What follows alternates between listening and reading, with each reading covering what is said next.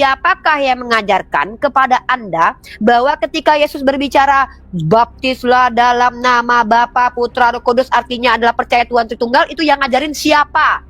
Siapa? Oke, saya ngerti. Oke. Ibu bertanya siapa ya?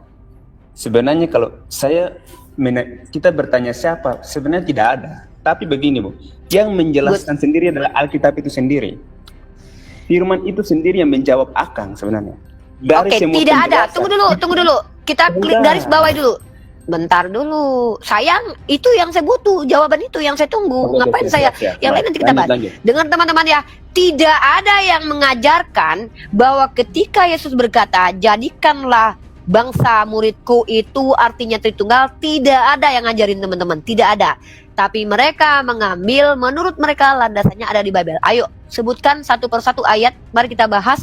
Karena ayat yang kamu bawakan itu akan menjadi ribuan pertanyaan. Silakan, saya pakai pena ini ya. Coba satu ayat yang mendukung Tritunggal. Kita akan bahas itu. Ini baru edukasi. Oke, sebentar ya. Satu ayat, jangan banyak-banyak dulu ya. Satu persatu kita bahas dulu ayat. Ayat mana yang mau kamu bawa? Sebentar. Mungkin saya tadi yang pernyataan mengapa saya bilang tidak ada satu manusia pun ya, tapi sebenarnya Alkitab itu sendiri yang menjelaskan ya, oke? Terus kalau itu klaim ya. Ayo buktikan. Ayo, itu klaim ya, dan ini belum bisa kita terima ya. Dia mengatakan, sementara para scholar Kristen mengatakan Trinitas itu bukan produk Alkitabiah, dia berani-berani mengatakan bahwa Trinitas itu adalah produk Alkitabiah. Mari kita buktikan teman-teman. Satu ayat dulu ya. Oke, kita mulai. Sebenarnya dasar, sabar ya. Semua orang kan berbicara tentang ada dasar yang mengapa dia mengatakan itu ya. Jadi dasar saya, akhirnya saya menyimpulkan, ini kesimpulan saya, bahwa Alkitab itu yang menjelaskan sendiri adalah karena gini, banyak ayat. Salah satu ayatnya karena ini tentang keilahian ya. Jadi pertama, coba kita buka di ayat di sebentar.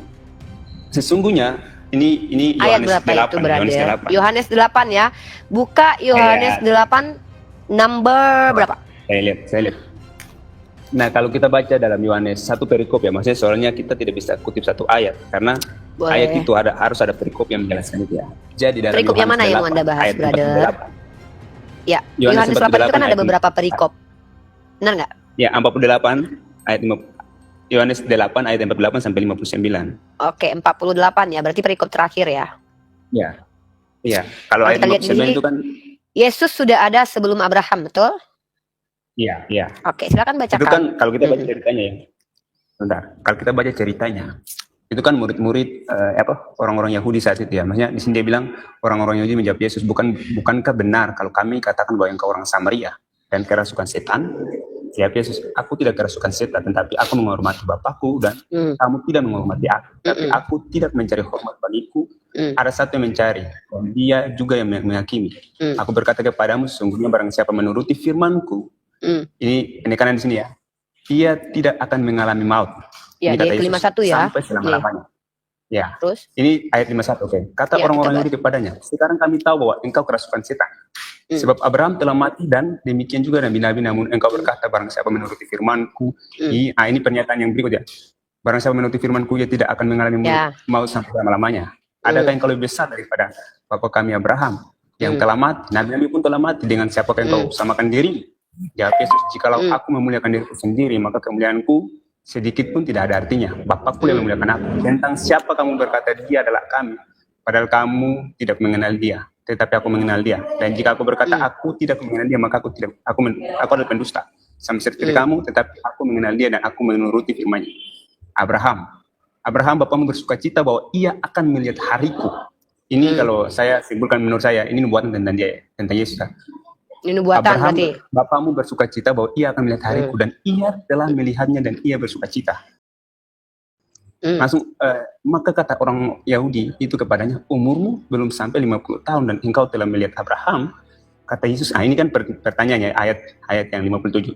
Umurmu belum sampai dan engkau telah melihat Abraham. Nah, ini kan konyol ya. Kata Yesus kepada mereka, aku berkata kepadamu ini, sesungguhnya sebelum Abraham jadi, ayat 58-nya, aku telah ada. Nah, ini pernyataan. Aduh, lalu Mereka Ya. ngambil batu untuk melempari dia. Santai, relax Jadi- teman, relax, santai. Ya, artinya Pelan-pelan. saya begini. Jangan terlalu Mengapa saya excited. mengutip? Ya. Ya, oke, sebentar. Mengapa saya mengutip Saya udah tentang tahu ini. pernyataan Yesus Tunggu. sebenarnya? Jangan jelaskan mengapa kamu mengutip ayat itu. Karena saya sudah tidak memperdulikan itu. Karena saya sudah fokus bertanya mana ayat yang mengukuhkan penjelasan tentang Tritunggal menurut kamu. Jadi saya nggak butuh alasan lagi. Jangan diulangi sesuatu yang tidak ada manfaatnya. Nah, sekarang ini kan Ya, ayat intinya menurut saya kamu. mengutip semua pernyataan Yesus. Ya. Oke, sekarang kita bahas pelan-pelan ya. Kamu perhatikan ya. Kamu kan bicara dengan manusia yang punya akal nih, yang tidak terdoktrin oleh gereja nih. Konsekuensinya adalah akan ada pengkritikan, akan ada pertanyaan-pertanyaan, akan ada konfirmasi, paham? Kecuali kamu ngomong di gereja, ya. Kalau kamu ngomong di gereja mungkin, mantap, Yesus belum ada sebelum berapa, bisa. Kamu bicara sama seorang muslimah nih, yang juga belajar nih, pakai akal, pakai hati nurani nih, ya. Mari kita bahas. Oke, siap. Kita fokus di ayat ke-51 ya. Yohanes 8, ya, Yohanes 8 nomor 51. Ini perikop Yesus sudah ada sebelum Abraham. Orang-orang Yahudi menjawab Yesus, bukankah benar kalau kami katakan bahwa engkau orang Samaria dan kerasukan setan? Aku tidak kerasukan setan, tapi aku menghormati Bapakku dan kamu tidak menghormati aku. Di sini penegasan Yesus adalah dia menghormati Bapa. Yang dihormati adalah dirinya sendiri atau ada entitas lain yang dihormati dia? Pemahaman kamu tentang ayat ini, kalau kamu secara harfiah memaknai. Itu jalan Sahabat. Nah, ini kan saya sudah bilang, kamu kan memahami ayat ini seperti yang kamu maksud dan seperti yang kamu mau kan? Saya tidak memahami ini seperti yang kamu maksud dan kamu mau, maka saya konfirmasi. Dalam ayat ini, di sini jelas secara konteks ini ada percakapan antara Yesus dengan orang Yahudi. Orang Yahudi meragukan kemesiasan Yesus karena dia mengaku Mesias kan? Yang ditunggu orang Yahudi Mesias kan, bukan Tuhan yang jadi manusia loh. Ingat loh. Konteks orang Yahudi tidak pernah menunggu Tuhan jadi manusia. Itu perlu dipahami. Konteksnya adalah mereka menunggu Mesias. Di sini orang Yahudi meragukan kemesiasannya. Kamu sepakat tidak dengan saya? Ya, atau kamu mau mengatakan orang Yahudi menunggu Tuhan menjelma? Nah, di mana itu informasi seperti itu? Nah, bagus. Artinya orang Yahudi meragukan kemesiasan dia. Maka mereka menuduh, mereka menuduh Yesus kerasukan setan. Betul? Tapi Yesus berkata bahwa dia menghormati Bapaknya. Pertanyaan saya, apakah dengan Tuhan yang adalah Yesus menghormati Bapa yang adalah Tuhan, kamu mau mengatakan ada Tuhan yang menghormati Tuhan lainnya? Sepakat kamu dengan diksi ini? Kalau kamu secara harfiah? Tidak ada. Kalau kamu tidak sepakat dengan diksi ini, maka kenapa kamu harfiahkan ketika dia berkata, aku sudah ada sebelum Abraham ada. Kenapa kamu harfiahkan? Sementara ini kamu tidak berani harfiahkan. Kenapa tidak adil? Kamu tahu tidak? Dengar. Kenapa saya mengatakan ini? Saya juga baca ayat bahwa Yesus berkata, Yesus tidak bicara dengan orang lain kecuali menggunakan perumpamaan. Pernah baca ayat itu? Maka ketika dia sudah bersama dengan murid, perumpamaan itu dia jelaskan kepada muridnya. Kenapa kamu lupa dengan ayat ini? Kenapa ketika dia berkata, aku sudah ada sebelum Abraham ada, kalian harfiahkan? Lalu kenapa dia berkata, aku menghormati Bapakku, kalian tidak mengharfiahkan? Inilah kalian. Sebentar dulu, saya belum menjelaskan. Saya akan banyak. Saya mengkritisi penjelasan.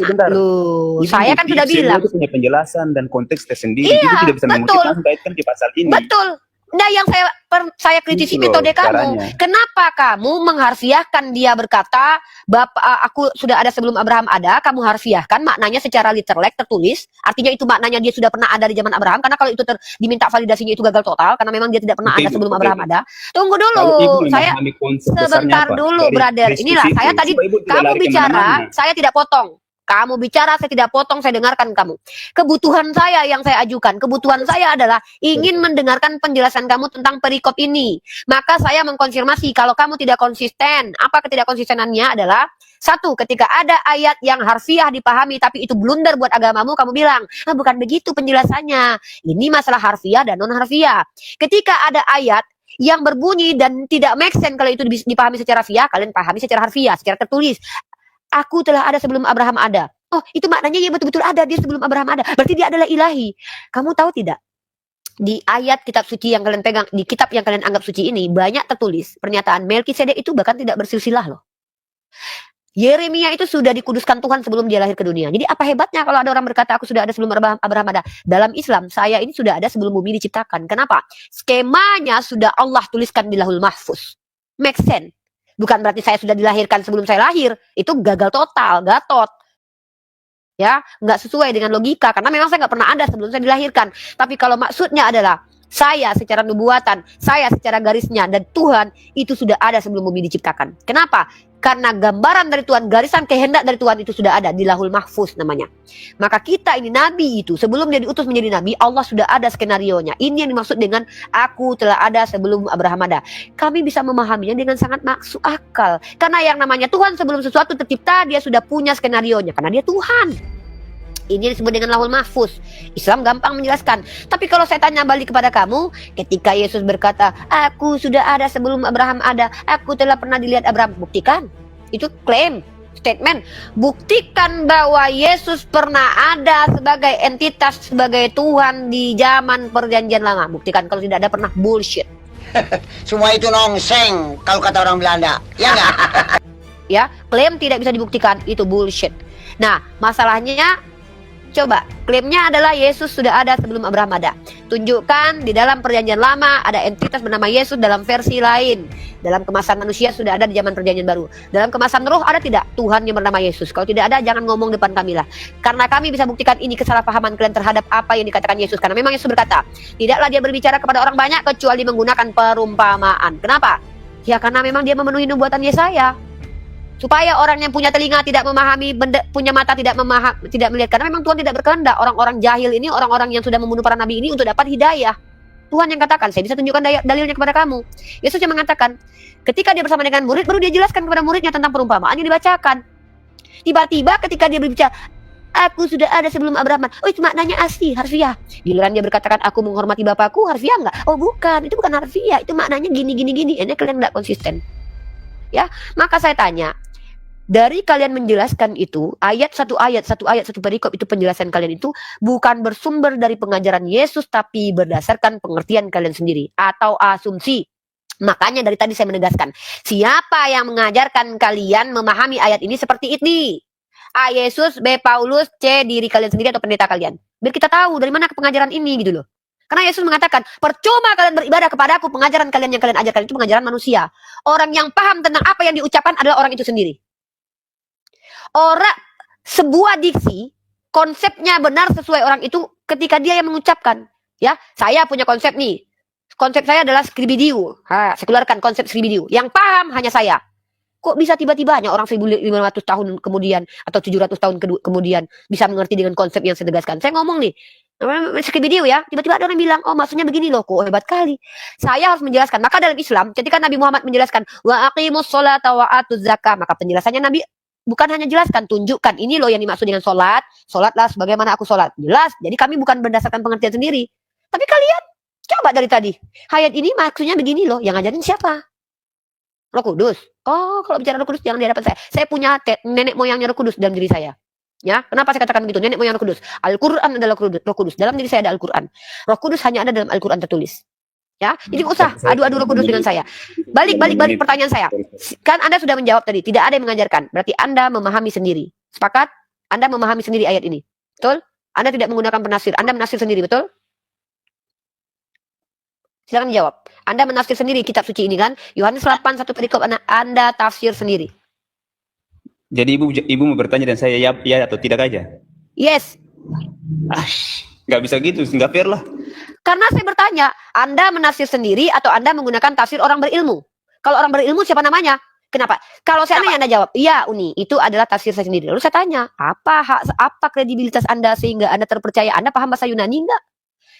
Anda tahu tidak perbedaan antara tafsir dengan membaca?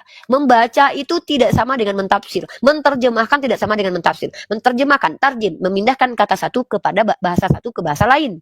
Membaca ya, membaca saja. Belum tentu orang membaca itu paham. Tapi mentafsir artinya mengeluarkan makna dari yang tertulis. Dan apakah Anda pikir ini mudah? Tidak mudah, brother. Ya, mentafsir itu harus sesuai dengan apa yang diajarkan oleh orang. Lagi saya keluar, soalnya saya di kantor. Makanya ya, saya enggak butuh banyak ya. Saya cuma butuh siapa yang Anda ikuti tafsirannya begini. Salah satu sekolah saja yang memang saya lebih suka pendapat para ilmuwan. Kenapa? Saya ada seorang mahasiswi. Saya kalau bicara dengan seseorang lihat kredibilitas. Betul, karena ini informasi tentang agama. Kalau ada orang awam, tidak pernah belajar, nggak ngerti bahasa Yunani, tiba-tiba mentafsir kitab suci, kenapa saya harus percaya, brother? Apa alasan saya untuk percaya? Apalagi saya biarkan di Komal yang 1,6 juta memandang. Masa saya biarkan orang yang tidak berhak mentafsir, tidak kredibel bicara di publik, lalu seolah dibenarkan? Kan nggak bisa. Nah, makanya saya tanya. Silakan, jawab. Ya, sebentar. Tutup, jangan ini dulu ya. Oke, ini saya kan terakhir. Oke. Inilah nanti kalau ibu bilang ibu seorang kuliah mahasiswa, mungkin saya sarankan ibu untuk nonton Mumin Siri ya, Profesor. Saya senang dia. Mantap. Karena dia sebentar. Saya senang dia. Karena dia selalu berbicara tentang konsep teologis Kristen. Itu Injil itu tidak turun dari langit, tapi itu cerita-cerita tulisan-tulisan dari murid-murid atau orang-orang yang tulis sendiri. Bukan tentang konsep Islam dan teologis itu, tentang kitab suci itu turun dari langit, langsung ada. Tidak seperti itu. Jadi buang dulu pikiran itu supaya kita tidak berdebat yang akhirnya apa ya?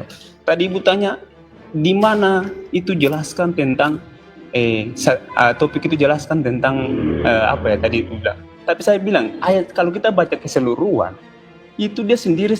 Kalau secara konsep kita lihat saja maknanya tuh jelas bahwa perdebatan dari itu tadi saya minta kejelasan Anda nggak kasih jelas, tiba-tiba Anda bilang jelas, kan ini lucu. Udah bawa Munim Siri. Ibu tanya begini, ibu bilang jangan sebentar bang, ibu jangan potong ya. Sebentar, ibu tadi bilang jangan kita menafsirkan menurut ini. Sebenarnya kita tidak menafsirkan pun, kita lihat ayat itu kita mengerti ceritanya saat itu juga. Maknanya kita langsung tangkap. Oh, orang Yahudi sedang iya, itu kan menurut pemahaman Anda kan, brotherku. Bukan, yang paling ganteng sekecamatan. Berarti cukup membaca terus paham? Kita baca sudah mengerti. Iya, oke. Kalau begitu saya tanya, bagaimana cara Anda memahami? Dari tadi ibu baca. Saya uji argumen Anda. Ketika Tuhan astaga. Ketika Tuhan meminjam pisau cukur. Menjelaskan, Anda coba menerjemahkan dengan pemahaman Anda, mengaitkan. Loh, ini fitnah ini. Saya rekam ini loh. Saya rekam ini. Saya tidak pernah menerjemahkan. Saya tidak mentafsir. Saya menggunakan ayat tadi itu enggak? Dari tadi Anda coba saya mengkonfirmasi kepada Anda penjelasan Anda. Karena apa? Saya juga bisa melakukan hal yang sama. Maka mana yang lebih make sense, penjelasan Anda atau penjelasan saya? Saya mengkonfirmasi, saya menggunakan contoh. Kalau kalian hanya menggunakan sudut pandang pribadi menjelaskan ayat ini, nggak perlu dengan kalian. Kami juga bisa sendiri. Ngapain kami butuh kalian menjelaskan kalau kalian menjelaskan dari sisi kalian sendiri? Kan gitu. Pandang saya, tapi saya membaca saja. Anda dengan pribadi sendiri loh itu, brother. Anda baca terus Anda pahami sendiri lah. Ngapain saya butuh Anda? Mending saya baca sendiri juga kan. Domba penipu dalam nama agama. Yang saya butuh ini informasi dari orang berilmu. Kalau tidak ada, diam. Nah, Anda bawa Munim Siri. Anda tahu tidak? Kalau Anda Munim Siri, orang berilmu dan tidak mau kita menjelaskan, ngapain? Loh, ini ruang edukasi. Justru orang awam di sini belajar. Anda tidak tahu posisi Anda di sini. Posisi Anda bukan mengajar di sini, brother. Posisi Anda adalah pertama, Anda belajar. Kecuali Anda punya kredibilitas. Anda seorang pendeta. Anda adalah orang yang berilmu tentang teologi. Anda akan saya izinkan mengajar di sini. Lah, Anda kredibilitasnya apa? Ketika Anda tidak punya kredibilitas mengajar, saya berdosa. Kenapa membiarkan orang yang tidak pada tempatnya berdiri di tempatnya zolim saya? Nah, makanya saya buktikan bahwa banyak hal yang tidak Anda pahami terkait agama Anda. Buktinya tadi Anda menjelaskan satu perikop, diam dulu yang lain. Diam dulu. Kenapa kalian diam dulu, Pis? Saya lagi ngomong sama sahabat. Sebentar. Audien saat itu siapa? Orang Yunani, Yesus, mereka melihat Yesus, orang Yahudi saat itu melihat Yesus sebagai manusia. Kita lihat dulu sejarahnya, mungkin kita... Jangan lari dulu ke situ, jangan ke situ dulu, brother. Jangan bawa saya ke mengapa mereka menantang Yesus seperti itu. Kita melihat semua itu. Saya juga bawa dengan pemikiran itu. Lalu saya bawa itu ke saya. Nah, itu bawa ke saya. Ketika Anda menjelaskan satu perikop ini, bawa latar belakangnya, hermeneutiknya, jelaskan ke saya konteksnya apa. Ini dari tadi kan Anda tidak. Anda ambil ayat itu, makanya saya jelaskan. Saya punya itu, maksudnya saya juga mempertanyakan Anda menjelaskan, bentar dulu brother, Anda menjelaskan tapi dari diri Anda sendiri. Saya berhak untuk tidak perlu mendengarkan, karena Anda bukan siapa-siapa. Maaf ya, kalau seandainya metode Anda itu baca terus pelajari sejarah, saya juga sudah begitu. Ya, saya juga begitu. Mending saya nggak usah tanya Anda, mending saya baca sendiri, saya pahami sendiri, oh gini. Lebih baik saya mendengarkan Natali. Loh, daripada Anda, setidaknya Natali saya tahu dia udah belajar juga. Nah, kenapa saya menolak penjelasan Anda yang tidak punya kredibilitas? Anda itu mentafsir kitab suci Anda menggunakan pengertian pribadi. Sementara jangankan saya orang luar, kalian yang orang Kristen sendiri diajarkan untuk jangan bersandar kepada pengertian pribadi sendiri, tapi bersandarlah kepada Tuhan. Dari tadi Anda mengutip ayat, tapi Anda pahami sesuai dengan keinginan Anda. Anda mengutip kitab Amsal, Anda menerjemahkan. Ada tahu tidak arti Janganlah menerjemahkan bersandar apa? pada Kamu tahu pengertian nggak arti sendiri itu menerjemahkan maksudnya apa? apa? Woi, tahu nggak arti menerjemahkan Maksudnya apa? apa? Mengapa Anda Menerjem- jelaskan tentang Sejak Anda kapan jelaskan menerjemahkan tentang itu artinya inilah. janganlah menggunakan Duh. pengertian sendiri lalu Anda menjelaskan langsung memotong semua orang dengan cara seperti itu. Itu maksud ayat Tahu itu apa nggak? coba? Kamu tahu nggak dengan yang kamu omongkan ini, kamu ngerti nggak sih? Kamu tahu nggak? Boleh mengambil- Kamu lalu nggak ngerti memakai dengan apa yang kamu gitu? omongkan. Membedakan menerjemahkan dengan mentafsir aja kamu nggak ngerti loh. Menerjemahkan itu Itu tafsiran. Menurut saya tarjim itu dari menafsirkan. bahasa Arab loh. Kata fasara itu dari bahasa Arab loh. Kalau nggak ngerti mending tanya deh. Kamu udah gagal paham loh. Itu aja kamu udah gagal paham loh. Menerjemahkan artinya memindahkan satu bahasa ke bahasa lain. Mentafsir artinya mengeluarkan makna dari kata tersebut. Itu beda Tadi Anda loh. menafsirkan. Sejak oke, apa tafsiran saya tentang Amsal pasal 3 nomor 5 itu? Coba jelaskan. Ulangi kembali tafsiran saya. Iya, tadi Anda ambil tentang Amsal 3 tadi ya. Janganlah memakai pengertian sendiri. Itu maksudnya Ya. apa menurut Anda? Saya anggap Iya jelas. Tanpa perlu sekolah tafsir, tanpa perlu sekolah tafsir, orang yang bisa bahasa Indonesia tahu apa maksudnya. Saya bacakan ya. Saya tanya deh ya. Percayalah kepada Tuhan, perintah, dengan segenap hatimu. Nah, disuruh percaya sama Tuhan loh. Dan janganlah bersandar kepada pengertianmu sendiri. Dan kamu butuh tafsir tentang ini. Ngeri loh kalian loh. Gini aja kalian butuh tafsiran loh. Percayalah pada Tuhan anakku, Arum. Jangan makan es krim. Ya, makanlah ini. Bu, tafsirannya apa? Aku tampar anakku itu. Kau balik kau sekolah ketika nak udah kelas 5 kau sekarang. Kamu umurmu segini, kamu tanya penafsirannya Ya, apa? artinya Coba saya tanya, apa tafsiran menurut kamu? Bentar. Enggak, saya tanya, Artinya apa tafsirannya menurut kamu? Unirifa mau mengatakan bahwa jangan memakai pengertian. Berarti kita ini tidak boleh membaca Alkitab aja, jangan menafsirkan apa-apa. Sejak kapan artinya jangan menggunakan pengertianmu sendiri sama dengan jangan membaca? Bukan, artinya begini, Astagfirullahaladzim. bukan. Melawak United ni udah kelihatan goblok ya kan. Sorry, bukan. Anda Udah salah makan dengar. roti dulu ya. Artinya kita baca aja, tidak boleh mengerti tentang itu. Apanya sesuai ayat itu bilang jalan lurus-lurus. Kita bukan robot, kita diberikan pengertian juga. Artinya begini. Artinya apa? Artinya apa? Ya, nanti saya tafsir tidak sesuai dengan keinginan Anda. Anda bilang, ya jangan menafsirkan dengan pengertianmu sendiri. Sedangkan Anda menafsirkan ini orang pengertian sih udah sendiri mental dengan block ya. pikiran Anda tidak Dia apa. sendiri yang membatasi, kemudian dia sendiri yang tidak mau melakukan. Maumu apa sih? Kamu tidak mau mendengarkan bacaan saya. Kamu tidak terima dengan apa yang saya pahami. Tapi kamu tidak mau mengeluarkan apa yang kamu pahami. Udahlah dia, makanya saya bilang, berhenti kamu bicara saya dengan yang lain. Anda membatasi Ya orang. udah, Itu pengertian Anda, Loh, penafsiran ya Anda pengertian sendiri kamu apa? tentang ayat itu. Ya udah, pengertian kamu apa? Bukan. Menurut kamu apa? Maksudnya apa ini? Sabar, ya oke saya jelaskan menurut pendapat saya tentang itu ya, pengertian itu ya. Anda pun pengertian itu menurut pendapat Anda juga. Jadi jangan bilang kata itu tidak dari seorang ahli, seorang ini. Ya itu cara Anda juga Aduh, untuk nggak perlu jadi membatasi ahli saya. lah memahami bahasa kayak gini aja. Astagfirullahaladzim. Konslet otaknya. Bautnya satu hilang. Kena lockdown. Teman-teman, Ini perlu nggak kalian dari sekolah tadi tinggi? nih. Tunggu dulu, Natali, kamu perlu nggak sekolah S3 untuk memahami? Natali, percayalah pada perintah Tuhan, Natali. Jangan kamu bersandar sama pengertianmu sendiri ya. Oh, saya nggak ngerti maksudnya. Saya perlu di sekolah dulu. Kau Saya mau dengar sekolah sini, S3 kau dulu. dengar sini, kau punya logika, kau dengar sini ya. Kau punya logika Harus dari tadi begitu. bertabrakan.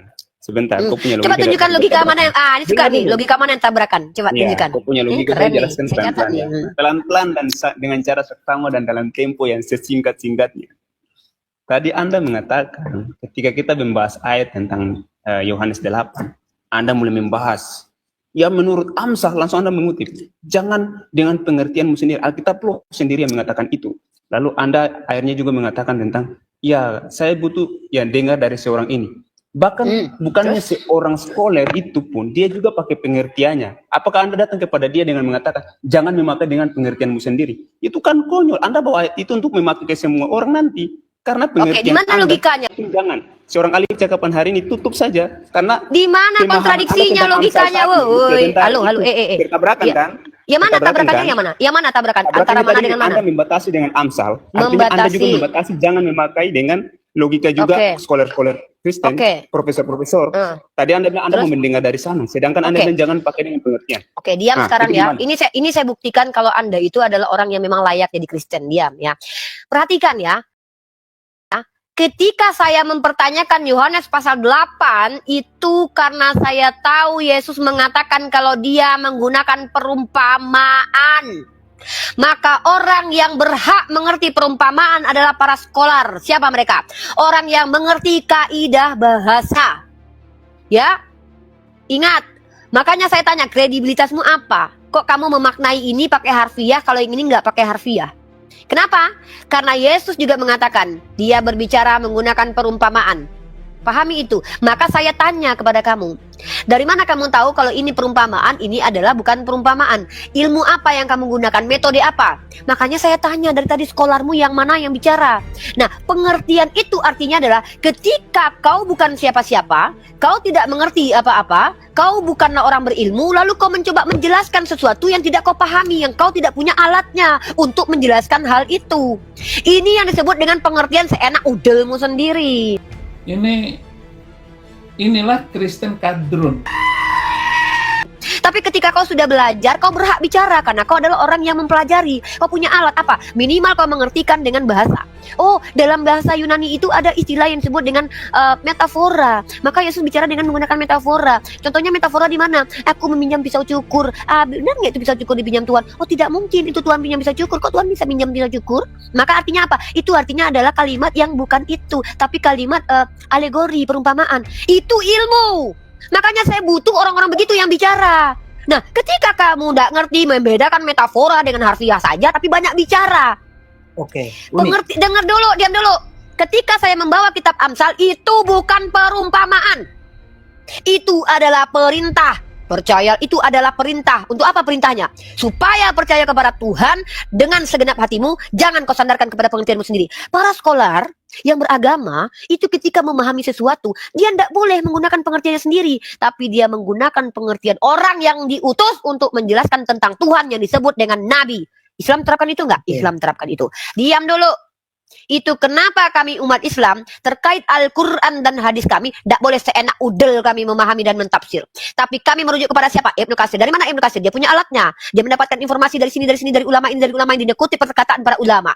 Lalu ulama dari mana? Ulama dari para sahabat yang disebut dengan tabi'ut. Tabi'ut dari mana? Tabi'ut dapat informasi dari tabi'in. Tabi'in dari mana? Dari sahabat. Sahabat dari mana? Dari Rasulullah. Ini yang disebut dengan sanad pemaham, sanad ilmu. Sanad ilmu ya, ini dia. Diam dulu. Jadi kalau kamu bertanya ke saya, apa yang dimaksud dengan tauhid? Penjelasan saya itu menggunakan alat. Apa? Dari kata ahada, tauhid itu adalah konsep. Siapa yang ngajarin? Nabi saya. Dari mana kau tahu? Hadisnya ada. Ini ngomong tentang Yohanes 8 menurut saya begini-begini, yang ngajarin kau siapa? Gak ada yang ngajarin, tapi menurut aku baca aja. Inilah kena. Diam dulu, selesaikan saya terakhir. Anda bilang logika saya tabrakan. Diam dulu. Ketika Anda bicara, saya disuruh diam. Ketika saya bicara, Anda memotong. Ini dia, keren banget kalian. Saya mau turun. Ini karena saya harus turun. Jadi saya mungkin apa ya?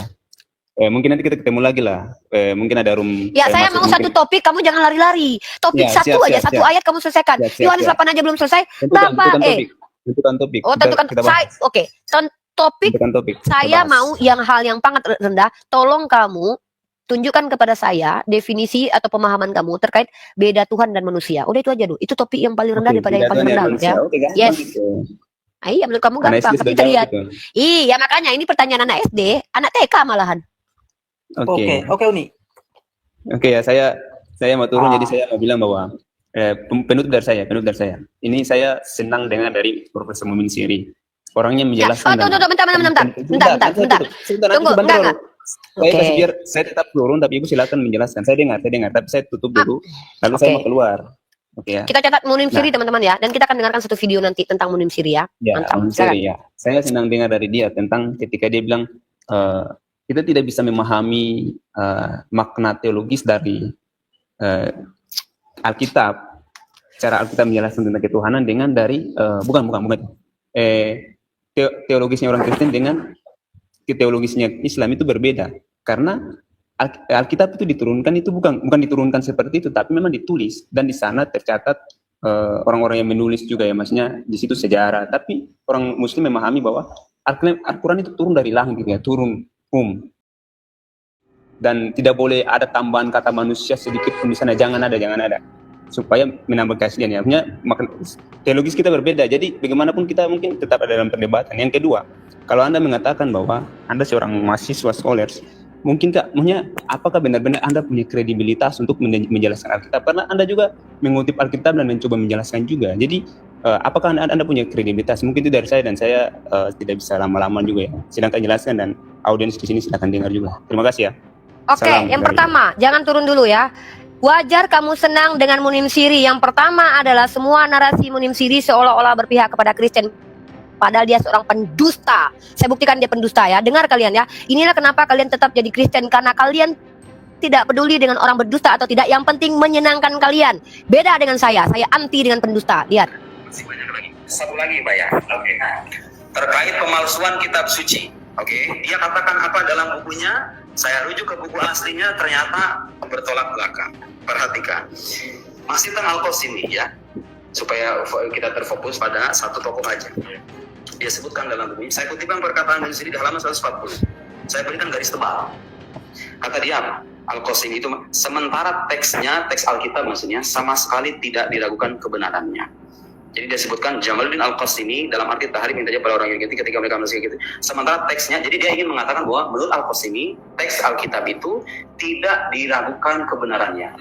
Oke. Seolah dia ingin mencari pembenaran dari para ulama Muslim ya, seolah Alkitab itu otentik dan tidak diragukan kebenarannya. Kemudian di halaman setelahnya dia bilang begini, perhati ini Pak, ini jelas nih.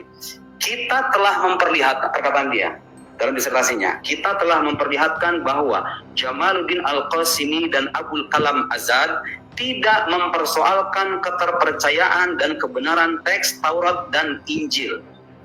Jelas ya? Jadi menurut Munim Siri, Al-Qasimi itu dan Abul Kalam Azad tidak mempersoalkan keterpercayaan atau katakan keotentikan Alkitab versi orang Kristen. Oke.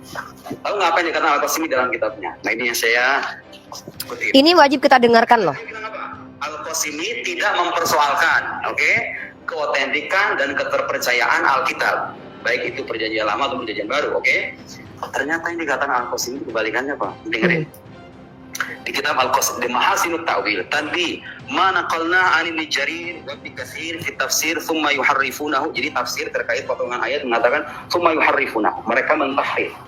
Apa maksudnya? Huwal ansab. Jadi Al-Qasimi mengatakan pendapat Ibnu Jarir At-Tabari itu lebih cocok. Bagaimana pendapatnya silakan dibaca nanti.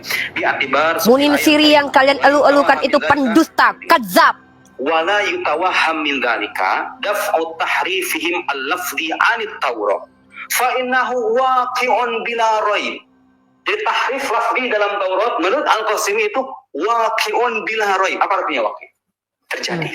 Bila raib, tidak ada keraguan sama sekali. Nih. Maksudnya Al-Qasimi mengatakan ini ulama kalian.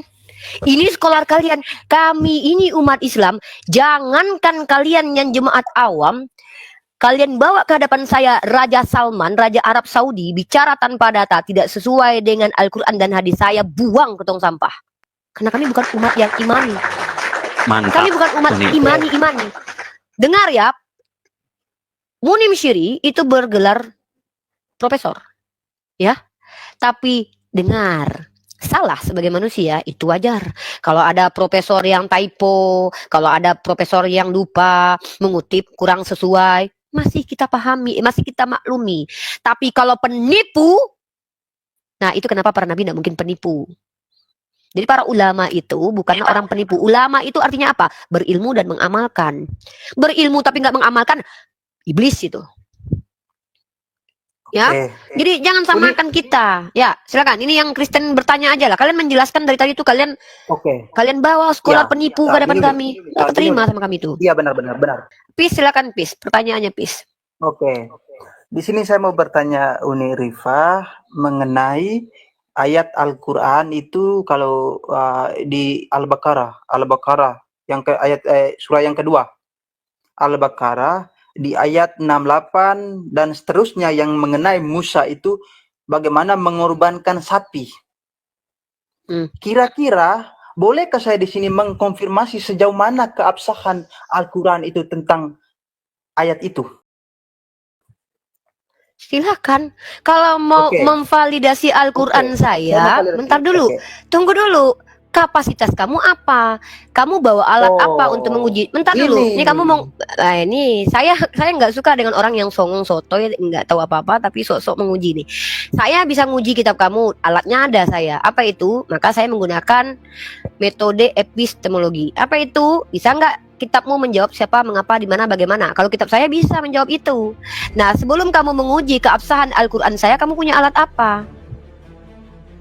Maksudnya gini, kamu buktikan. Parameter kitab suci itu benar menurut kamu apa? Itu dulu. Coba. Menurut kamu kitab suci dikatakan benar, parameternya apa? Maksudnya Uni, Loh kok adu? Belum apa-apa udah adu. Aduh, itu jahat sekali saudaraku. Buktikan Enggak, apa? kamu suruh saya bertanya. Itu sulitnya kalian. Buktikan apa? Kalau kamu suruh saya bertanya. Setelah saya Ya, bertanya, kamu kembali bertanya saya. Maksud saya, Ya kamu nggak ngerti buktikan dengan pertanyaanmu. Kamu ngerti nggak dengan pertanyaanmu? Kamu mau memvalidasi Al-Quran saya. Masalahnya parameter kamu tentang kitab suci Oke. apa? Kamu dengar ya. Kamu dengar Uni. Ya, saya dengar Saya kali di sini ini. saya di sini orang di luar agama Islam. Oh ya, Saya betul. membaca Al-Quran. Setelah saya membaca Al-Quran, saya menemukan sesuatu kamu dalam temukan? Al-Quran. Hmm. Yang saya mau cari tahu ke Uni ini, kira-kira apa dasarnya itu kurban yang dilakukan Musa pada sapi itu? Tujuannya untuk apa dikurbankan sapi itu? Pada ayat Al-Baqarah Oh 68. tujuannya. Nah, Ya, saya jawab ya. Kalau tujuan Musa mengorbankan anak sapi itu adalah karena perintah Allah di situ. Kan ada perintah Allah di situ. Allah yang perintahkan kan? Maka itu mengikuti perintah. Kalau Ya, mau bertanya tujuannya. seperti itu, nah, ya tujuannya mengikuti perintah Tuhan. maksudnya gini Uni. Oke, saya suruh Uni. Uni, Gini loh, kamu ke apa pasar- tujuannya Dengar dulu. Musa memerintah? Ini kok ngatur jawaban saya ini orang. Dia bertanya, apa tujuan Musa memerintahkan korban anak sapi? Karena Allah yang perintahkan. Dalilnya mana? Kan di situ dijelaskan. Kan di situ dijelaskan. Kita baca pelan-pelan. Ya kan? Tentang anak sapi itu kan Allah yang perintahkan. Maka Iya. bertanya, iya terus apa masalahnya? Nah, di sini Uni gini. Contohnya gini ya. Uni, kamu ke pasar. Tujuannya untuk apa? Kamu beli tempe. Berarti Itu tujuannya beli menurut tempe. kamu, Maksudnya- menurut kamu. Sekarang pertanyaan, iya oke. Menurut kamu, ya, menurut kamu memvalidasi kitab suci itu dengan melihat perintah Tuhan, ya, melihat perintah Tuhan. Coba tunjukkan kepada saya parameter kitab suci yang benar itu begini loh Uni. Setiap perintahnya itu ada ini-ininya. Nah, coba kamu tunjukkan kepada saya seperti itu. Secara ilmiah, Uni. Kalau menurut saya kitab suci itu begini loh Uni. Nah, kitab kamu tidak layak dikatakan kitab suci karena ada perintah yang menurut saya nggak ada manfaatnya. Kan gitu caranya. Silakan Enggak, kamu Uni. tunjukkan. Loh kok gini nih orang nih. Kamu Aduh, menuntut saya saya kamu. mengikuti cara berpikir kamu, sementara kamu tidak punya parameter menentukan mana kitab suci yang valid, mana yang tidak. Kok saya harus ngikutin kamu? Oke. Al-Quran Kenapa saya harus valid ngikutin kamu? Kenapa? nggak? Ya, Al-Quran valid nggak? Al-Quran itu saya bisa buktikan secara ilmiah valid. Validasi Iya, validatornya, makanya. bentar dulu. Validasinya bagaimana? Metodenya ilmiah. Kita bisa jelaskan transmisinya. Validatornya siapa? Para ilmuwan.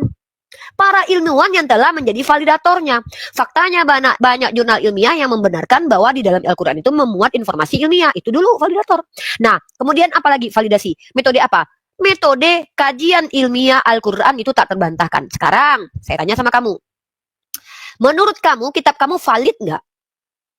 Oke, Uni. Oke, Kok terima kasih. oke? Uni. Giliran Dengar, bertanya harus dengar. saya jawab sesuai dengan otakmu. Giliran saya Dengar. tanya balik kau bilang oke. Maumu apa? Kalau kau mau menguji saya, ilmu saya, kau tunjukkan kalau kau punya kredibilitas. Kalau kau hanya jemaat awam, kau dengarkan penjelasan. Biar kau nggak suka-suka. Ini udahlah nggak ngerti apa-apa, Kamu tidak harus saya menjelaskan. jawab sesuai dengan yang kau mau. Sementara Kamu kau tidak nggak mengerti menjelaskan. punya. Loh, Kamu tidak saya menjelaskan ini dari bukan tadi. orang.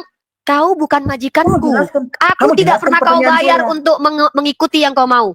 Jadi ketika kau memaksaku untuk menunjukkan Al-Quranku valid, pertanyaanku, menurut kau parameter kitab suci valid itu apa parameternya?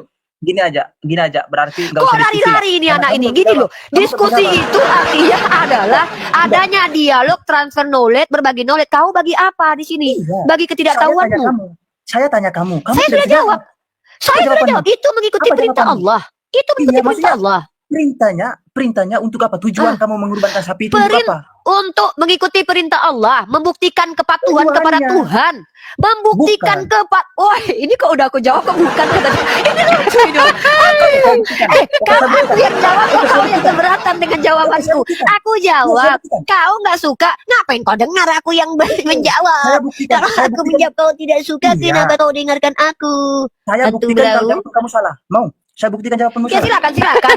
Oke. Silakan buktikan. Tujuan dikurbankan sapi pada ayat itu Al-Baqarah itu bukan perintah Allah. Tetapi itu untuk mengungkapkan kasus pembunuhan yang tidak diketahui Di mana pelakunya. tertulis Kamu begitu? harus sadar. Ya, di mana tertulis? Coba di mana tertulis? Oke. Ya, oke. Aduh, ini buktinya kamu nggak tahu. Nah, Di tunggu, tunggu. mana tertulisnya begitu? Ini buktinya kamu nggak tahu apa-apa, Uni. Hei, Sabar, Bacakan. saya- Cari dulu datanya baru ngomong. Jangan ngomong dulu. Data kagak ada. Udah jelas lah itu perintah dari Allah. Iya kan gini, itu dia membawakan kan gini ya Uni ya. Di dalam surah Al-Baqarah itu kenapa alasannya surah itu dinamakan Al-Baqarah kan, sapi betina gitu. Karena di dalam surah itu ada sebuah kisah yang menceritakan tentang Nabi Musa. Bentar, Diam Pis. dulu kau. Diam dulu, Pis. Yang menceritakan tentang kisah Nabi Musa yang menghadapi kaum Bani Israel. Karena kita tahu Bani Israel itu sangat tegak tengku kan dengan kesombongannya. Nah maka bukan hanya Nabi Isa yang bisa membangkitkan orang yang sudah mati, Nabi Musa pun bisa gitu. Cuman memang lewat perantara sapi. Benar kata Uni, itu atas dasar perintah Allah. Karena begini, Bang Fis harus tahu, para nabi dan para rasul tidak tahu bahwa yang dia lakukan ini akan memunculkan sesuatu di luar nalar. Seperti Nabi Musa ketika membelah lautan, itu perintah Allah. Coba tongkatmu pukulkan ke laut. Dia tidak tahu kalau air laut itu akan terbelah.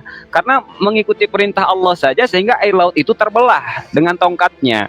Begitupun ketika Allah memerintah Nabi Musa untuk membunuh sapi betina, dan melalui perantara sapi betina itu orang yang sudah mati bisa bangkit kembali, itu mengikuti perintah Allah. Dia tidak tahu apa-apa, cuman semata-mata mengikuti apa yang Allah perintahkan. Allah alam. Lanjut nih. Ya, lanjut ya. A'udzubillahi minasyaitonirrajim. Bismillahirrahmanirrahim.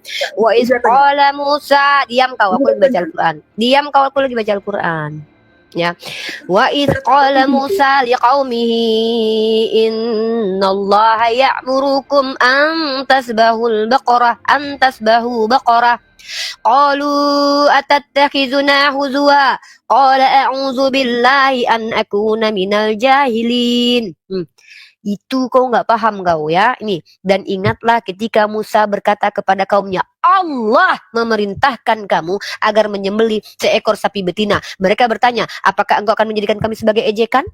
Musa menjawab, aku berlindung kepada Allah agar tidak termasuk orang-orang yang bodoh. Ya, qalu ud'u lana rabbaka yubayyin lana ma hiya qala innahu yaqulu innaha baqaratun la faridu wa la bikru awanun baina dzalik faf'alu ma tu'marun. Mereka berkata, mohonkanlah kepada Tuhanmu agar dia menjelaskan kepada kami tentang sapi betina itu. Musa menjawab, dia berfirman bahwa sapi betina ini tidak tua dan tidak muda. Sampai di ayat ke-69. Mereka berkata, mohonkanlah kepada Tuhanmu, bla bla bla. Ini adalah bukti bahwa orang Yahudi itu orang yang tegar tengkuk, orang yang tidak sebenarnya patuh kepada Allah, tetapi mereka adalah orang yang sombong dengan perintah Allah.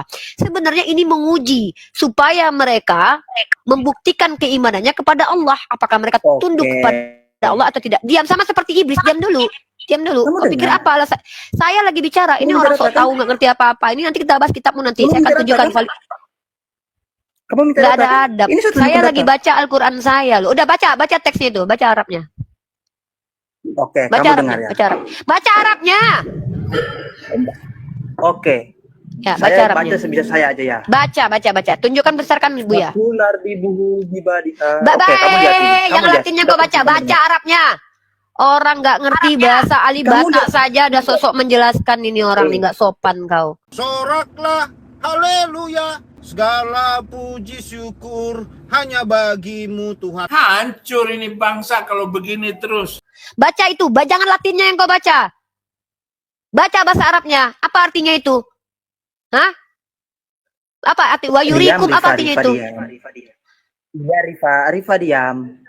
Kurang ajar ini orang, nggak ngerti apa-apa tapi sok menjelaskan. Rifa, jangan di mute host, jangan takut kamu. Fis, kami bukan umat terjemahan, kami bukan Bani Salemba. Coba dibaca originalnya. Kami tidak terima kalau hanya membaca terjemah. Silakan, Fis. Baru Anda yang boleh itu. menarasikan. Silakan. Kalau kau lebih berilmu dari begini saja. Satu-satu Kalian dulu, Pak itu kan Soto baru dulu. Soto apanya satu-satu. Iya, ini diam di RT 16 nih, yang di abad 16 diam dulu, nggak usah banyak cerita. Iya. Nggak usah Ya baca alasan, baca nggak usah baca. alasan. Coba jelas. Enggak ada alasan kau bacakan bacakan ayatnya. Kau bacakan ayatnya sebagaimana aku membacakan. datanya nggak jelas semua. Iya kau lah abad ke-16 itu. Kau cabok dulu ganggu aja cabok. Baca Rifa. ayatnya. Baca ayatnya. Rifa. Kalau Baca ayatnya, bahasa Arab, baca. Rifa, Udah Rifa, bahasa turun kau. Nggak bisa kau pula yang menjelaskan. Dengar teman-teman ya. Orang ini tidak punya parameter validasi kitab suci. Lalu meminta saya membuktikan kevalidan Al-Quran. Ketika saya tanya, parametermu apa? Yang disebut dengan kitab suci yang valid itu seperti apa? Contoh kayak saya nih. Satu kitab suci yang valid itu adalah bahasanya asli. Original teksnya ada, original language-nya ada. Al-Quran punya nggak? Punya. Kitabmu apa? Bahasa aslinya. Kitabmu apa bahasa aslinya? Antara Kristen satu dengan Kristen yang lain berbeda. Ada yang mengatakan, oh PB itu ditulis menggunakan bahasa Aram, makanya ada Peshitta. Sementara kau percaya kitab PB kami ditulis pakai bahasa Yunani. Bertengkar kau dulu dengan gereja-gereja di Samaria sana. Kok di Samaria? Gereja Syria sana yang menggunakan Peshitta, mengatakan bahasa asli Bible Perjanjian Baru itu adalah bahasa Aram. Nah, satu itu, saya menggunakan parameter. Yang kedua, transmisinya jelas. Ya, Al-Quran dijaga dengan hafalan. Nah, kau kitabmu yang bahkan Jonathan Purnomo mengatakan sudah ada aplikasi canggih, sudah ada mesin ketik tahun 2024 aja terjemahannya 6.000-an kesalahan. Tiba-tiba kau umat terjemahan mau mengajarkan kepada kami tentang Al-Quran kami. Maka saya bilang dari tadi, ketika kalian berbicara di sini, alat kalian apa? Tae.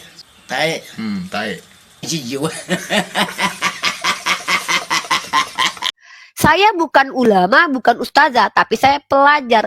Pelajar tugasnya adalah mengumpulkan semua data-data, menyampaikan kembali data itu untuk didiskusikan. Saya membaca Al-Quran dengan mudah. Di situ dijelaskan bahwa Allah memerintahkan untuk mengorbankan anak sapi. Lalu kenapa Musa memerintahkan Bani Israel? Jelas jawabannya, mengikuti perintah Allah. Apa tujuannya?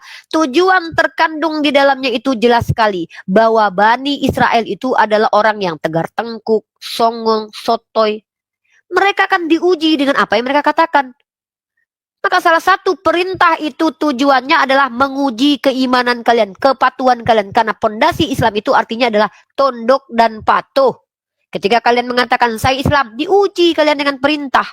Nah, kalau bicara tentang hikmah dari perintah, panjang cerita nanti. Hikmahnya banyak. Salah satu hikmahnya adalah ketika anak sapi itu dipukulkan paknya lalu bangkit orang. Ya, itu salah satu manfaatnya. Lalu tidak membatalkan bahwa tujuan Allah memberikan perintah adalah menguji keimanan. Karena Allah yang mengatakan, aku ciptakan jin dan manusia. Dan Allah akan memberikan ujian kepada manusia. Karena memang dunia ini tempat kita diuji. Itu jelas Allah katakan. Lalu kau bantah dengan sepenggal ayat yang kau nggak bisa baca. Lalu kau coba jelaskan ke saya. Nah, saya tunjukkan. Kalian umat, satu kalian tadi membuktikan. Si sahabat membuktikan kalau kalian umat Kristen lebih percaya kepada penipu dan pendusta. Yang menyenangkan hati kalian. Mensupport doktrin kalian. Dan kalian adalah umat yang sok tahu. Ya, dua hikmah kali ini adalah pertama, dari sahabat kita belajar bahwa orang seperti sahabat itu tidak peduli. Seorang profesor, doktor, jemaat awam menyenangkan hatinya, tapi penipu dia tidak peduli dengan itu. Kita tidak boleh gitu. Kita akan kaji. Nah, yang kedua adalah si Pis tadi itu adalah orang yang tidak punya parameter tentang parameter validasi kitab suci, tapi menuntut kepada orang lain namun tidak mampu apabila tuntutan dia dilemparkan ke wajahnya. Nah, dia mencoba menjelaskan Al-Quran sementara dia adalah orang yang tidak mengerti dengan lafaz-lafaz di Al-Quran. Jadi dua contoh oten tadi menunjukkan kepada kita kenapa umat Islam tidak akan mudah tersesat kalau mereka menggunakan akal, karena ada metode konfirmasi. Kenapa kita penting kredibilitas? Karena kita bicara tentang sesuatu yang harus menggunakan metode ilmiah untuk menjelaskannya. Itu kenapa tidak gampang jadi ustazah. Itu kenapa saya katakan saya bukan ustazah. Saya belum berhak, tapi saya adalah seorang. Aku belum jadi ustazah aja udah ketar-ketir loh perintah kalian loh. Apalagi kalau aku udah jadi ustazah. Ya, bayangkan loh. Masih kutip perkataan-perkataan para ulama. Nah, itu ya. Oh iya. Selamat siang Bang Ande. Selamat siang Pak G. Aku mau nambahin aja. Silakan. Padahal ya unik ya, itu kalau dibaca lagi itu sampai aku juga hafal ayatnya waktu aku berdebat sama Bang Zuma itu. Bang Zuma katakan itu di Al-Baqarah 279 itu justru lebih jelas loh unik. Kenapa sampai akhirnya aku memilih untuk syahadat? Mungkin mereka nggak baca sampai akhir kayaknya. Bisa itu saya bacakan itu ayatnya. Bahkan sampai hafal searti-artinya. Maka celakalah orang-orang yang menulis kitab dengan tangan mereka sendiri. Kemudian mereka ini dari Allah, dengan maksud untuk menjualnya dengan harga murah.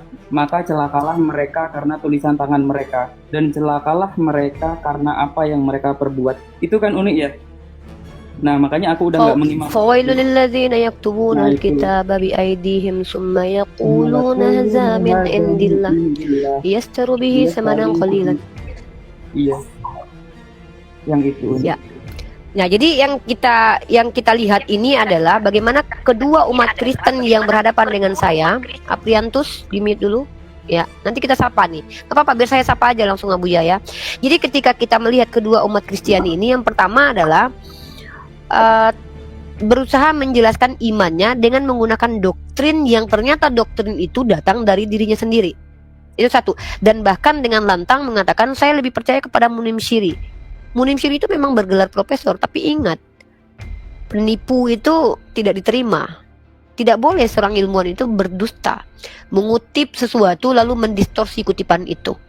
Nah, jadi memang ilmu ini bukan segala-galanya. Ya, itu kenapa adab lebih tinggi daripada ilmu. Makanya seorang ulama itu tidak boleh berdusta. Dalam Islam, lebih baik kita orang yang sedikit ilmunya tapi tidak melakukan penyimpangan-penyimpangan dalam kaidah akhlak. Tidak boleh menipu. Makanya Rasulullah itu adalah bahkan ketika bercanda pun beliau tidak berdusta. Itu membersihkan beliau dari tuduhan bahwa apa yang beliau sampaikan itu penuh dengan dusta. Nah, berbeda dengan kalian percaya dengan dusta, bahkan boleh berdusta asal kemuliaan Tuhan kalian semakin melimpah. Ini yang tidak diajarkan dalam Islam. Nah, maka saya katakan, memanggil seseorang dengan ustadz dan ustazah itu beda. Ulama itu siapa sih? Ulama itu adalah orang yang berilmu dan mengamalkan. Kalau dia berilmu dan tidak mengamalkan, apa bedanya dengan iblis? Iblis itu berilmu tapi tidak mengamalkan. Jadi ulama adalah orang yang berilmu dan representasinya apa? Akhlak. Jadi kalau Unirifa, kau keras, saya ini orang yang belajar untuk menjadi ulama. Entah nanti umur 60 tahun saya jadi ulama, entah nanti pas 70 tahun pas mau mati, nggak peduli saya. Yang penting saya adalah orang yang sedang belajar. Dan apa yang saya terapkan ini adalah saya ini model pelajar, di mana ada model metode konfirmasi. Saya akan tanya nanti, kenapa kau keras sekali? Harus keras kepada kalian yang mencoba menyesatkan saya, wajib bagi saya. Ketika ditanya apa arti anak Allah? Anak Allah adalah Allah. Bapak moyangmu di mana kamu situ kau dapatkan? Saya berhak keras. Kenapa? Saya yang sedang mempertanyakan. Lalu kau tipu saya hidup-hidup. Lalu saya biarkan itu. Tidak akan mungkin. Apalagi ketika saya kau tipu, banyak umat yang tertipu mendengarkan semua yang kau bilang itu yang tidak sesuai dengan datanya. Itu saya. Makanya kalau seandainya kalian bilang Unirifa kau keras, Unirifa kau berdebat. Saya pelajar wajib berdebat. Seorang penuntut ilmu wajib berdebat. Kalau nggak mau berdebat itu duduk di gereja deh. Duduk di gereja. Saya sedang pelajar, wajib berdebat. Enak aja ada yang ngisi saya terima-terima gitu aja. Rifa, tahu nggak saya Baba itu Tuhan loh. Iya, baiklah dia Tuhan. Nah itu bukan pelajar. Saya ini pelajar. Saya akan mempertanyakan kredibilitasmu bicara apa. Oh, kalau aku tidak punya kredibilitas, aku cuma tukang roti Uni. Tapi aku baca di kitab ini, berbunyi ini, menurut syekh ini, bla bla bla. Iya kah? Tunggu dulu aku cek. Aku cek dulu. Benar nggak? Ternyata betul anak ini punya kitab itu dia baca. Boleh saya terima ilmumu. Ya, kalau ingin cepat-cepat menerima, siapa yang bicara ini? Ternyata yang bicara adalah Ustadz Abdul Somad, Ustadz Adi Hidayat. Nggak capek aku cari-cari lagi. Kenapa? Ya, dengan apa yang dia bicarakan, akan banyak orang nanti yang mengcounter. Ustadz Adi Hidayat ini adalah ulama terkenal. Ketika dia berbicara di publik, salah ucapannya, akan banyak mengcounter. Nggak capek aku lagi nyari tahu. Kutunggu aja nih ada orang, nggak ada nggak ulama nih. Kalau nggak ada nanti tetap juga aku cari nih. Inilah akhlak seorang pelajar. Ini enggak kalian di sini mengajarkan sesuatu, giliran ditanya yang ngajarin kau siapa? Ploko suntur.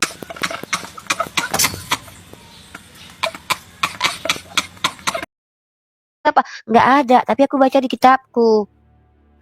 Hei, Jangan kau bodoh-bodohi kami. Sudah cukup. Kita ini mencerdaskan anak bangsa, bukan membuat anak bangsa semakin masuk ke dalam lembah kegelapan. Ya, oke, lanjut. Jadi gini ya, saya akan jadi teman diskusi kalian. Maksudnya apa? Saya akan sama-sama belajar dengan kalian. Tapi dengan catatan, tahu diri posisi kalian. Bukan pengajar, tapi sok mengajar. Saya tidak pernah mengaku, oh saya ini profesornya, Ibu Dobol, dosen by online untuk OTEN. Tapi kalau untuk kaum muslimin, saya tidak ada apa-apanya, paham ya? Makanya saya tidak mengizinkan umat Islam bertanya kepada saya. Kalau mau tes ilmu saya, langsung ketemu sama saya aja, traktir saya makan, kita uji ilmu saya ya, saya suka itu. Jadi kalau kalian umat Islam mau ngetes ilmu saya, jangan dikomal, karena saya tidak tahu kau siapa, apa kredibilitas mau ngetesku. Kalau dosenku nggak apa-apa, ulama aku kayak kok Ustadz Abu yang ngetes aku dengan siap aku. Kenapa? Inilah upaya aku untuk pemahamanku memang harus kuberikan kepada mereka agar mereka bisa memvalidasi, oh ini benar, ini memahami seperti itu, seperti yang saya pelajari juga. Itu. Tapi kalau kalian bukan siapa-siapa, ya, kalian OTEN pula lagi menguji-nguji saya. Kalian orang Islam aja nggak semua layak menguji saya, apalagi kalian OTEN. Ya, ini bukan kesombongan, ini adalah bentuk realistisnya saya dalam menuntut ilmu. Ya. Jadi di sini Bu Rifa dan kawan-kawan, saya tidak berdebat, tetapi mungkin hanya sebagai nasihat ya, karena izin abangku, Bang Apriantus, Katolik iya. atau Protestan, Bang? Saya Kristen Katolik. Siap, lanjut. Ya, nasihatnya silakan, brother. Jadi hanya pemahaman saya tentang iya Bu Unirifa.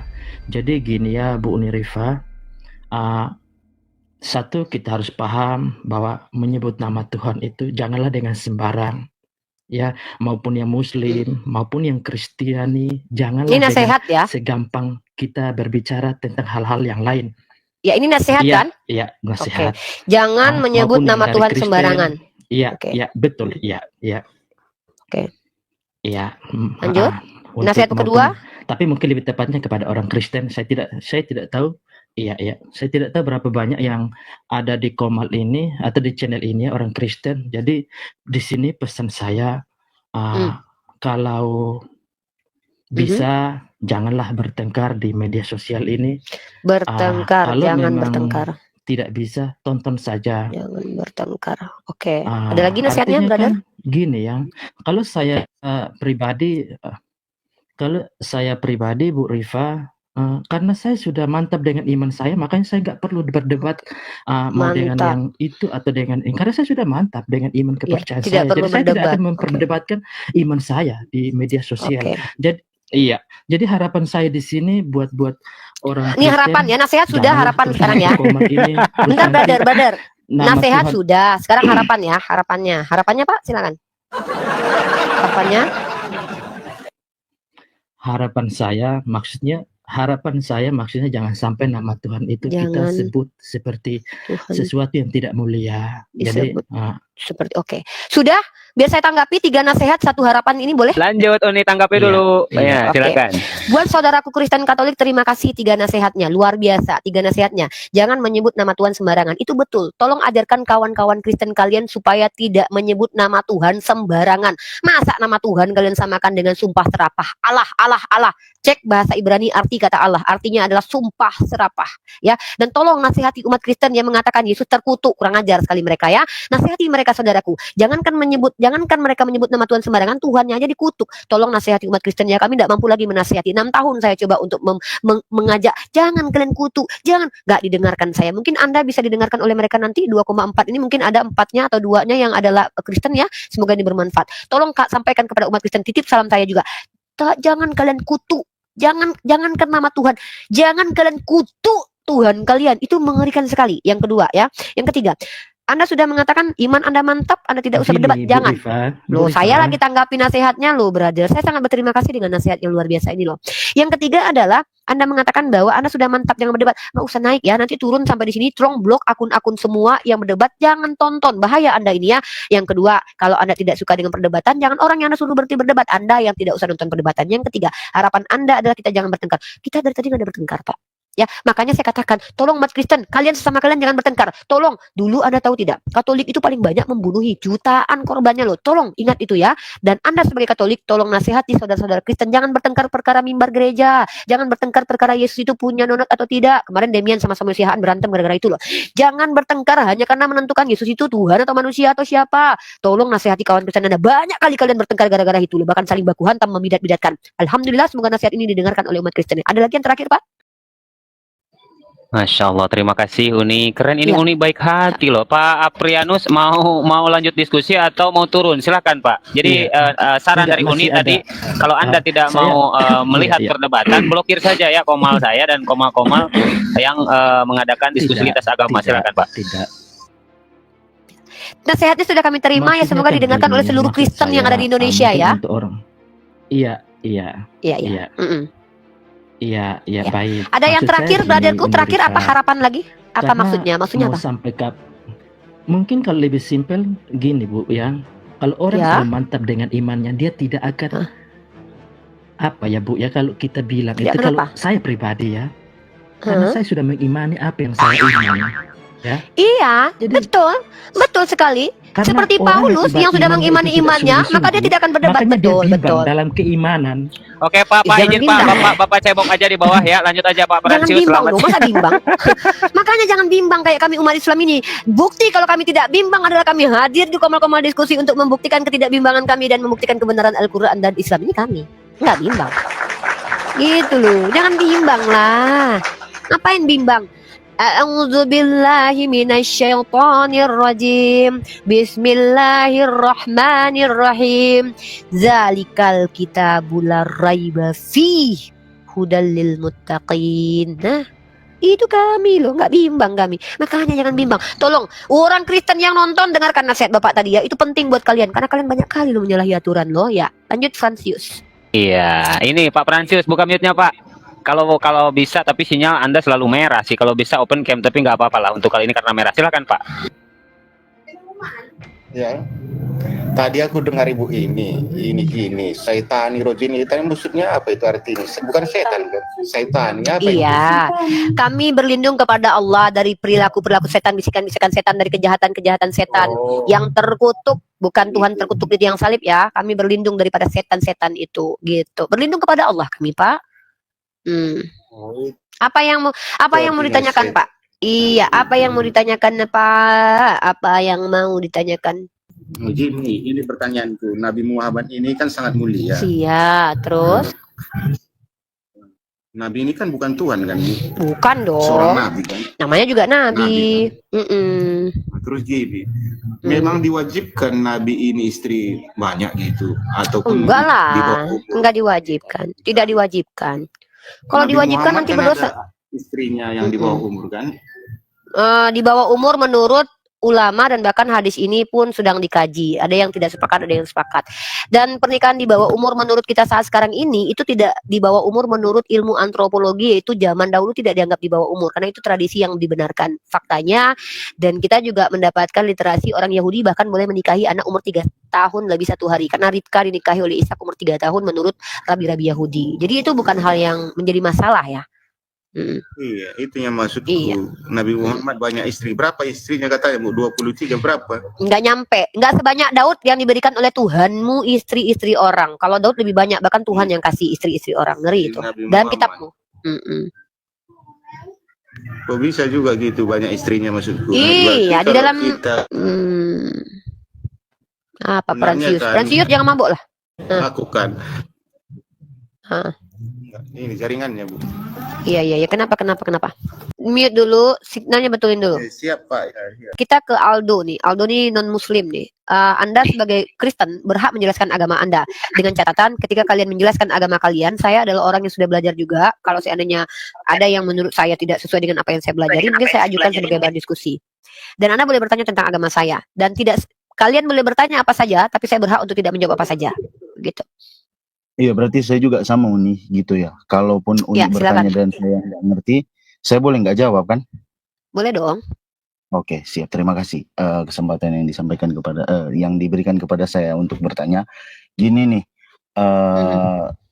kan kita kan Uni pasti percaya bahwa Al-Quran ini adalah 100% kalamullah atau perkataan Allah, firman Allah. Ya. Nah, di dalam surah Al-Baqarah 106 ya, bentar, kita buka ayatnya dulu. Bentar, kita buka Al-Qurannya dulu. Oke. Ya, silakan bacakan yang dimaksud, poin apa yang mau disampaikan. Ya, kan gini Uni ya, maaf ya, saya kan nggak bisa bahasa Arab. Ya, a'udzubillahi minasyaitonirrajim. Bismillahirrahmanirrahim. Ma nansakh min ayatin aw nunsiha na'ti bi khairin minha. Ini perkara nasak mansukh. Ma nansakh min ayatin aw nunsiha na'ti bi khairin minha aw misliha. Alam ta'lam annallaha ala kulli syai'in qadir. Di sini Allah katakan ayat yang kami batalkan ya atau kami hilangkan dari ingatan pasti kami ganti dengan yang lebih baik atau yang sebanding dengannya. Tidaklah kamu tahu bahwa Allah Maha Kuasa atas segala sesuatu. Terus pertanyaannya apa?